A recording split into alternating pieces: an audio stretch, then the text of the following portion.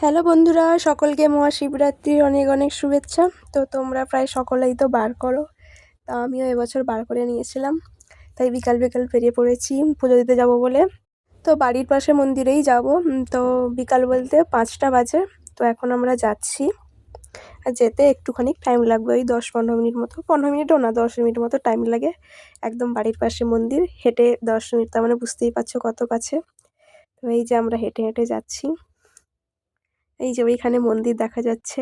তো তোমরা এই মন্দিরটাকে অনেকেই চেনো, কারণ আমি এই মন্দির নিয়ে অনেক ভিডিও ছেড়েছি, ছবিও দিয়েছি। তো যাই হোক, যাচ্ছি। এই যে এখন গেটে ঢুকে পড়েছি।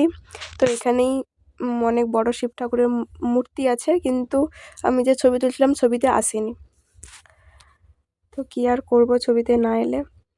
তো যাই হোক, এখন মন্দিরে ঢুকবো, মানে মেন মন্দিরে।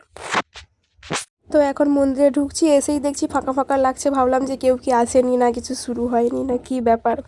তো এসে যখন দেখি সত্যি কেউ আসেনি, আমরা ফার্স্ট এসেছি, মানে আমি আর আমার কাকিমা ফার্স্ট এসেছি।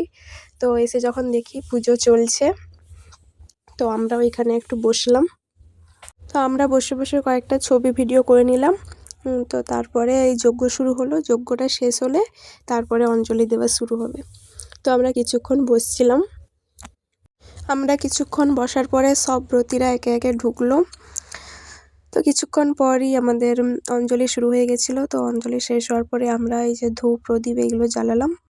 তারপর একে একে সবাই মিলে ঠাকুরের মাথায় দুধ ঢাললাম, মানে যেটা ঘটিতে নিয়ে গেছিলাম, ডাবের জল, দুধ, কলা, সেটাই ঢাললাম।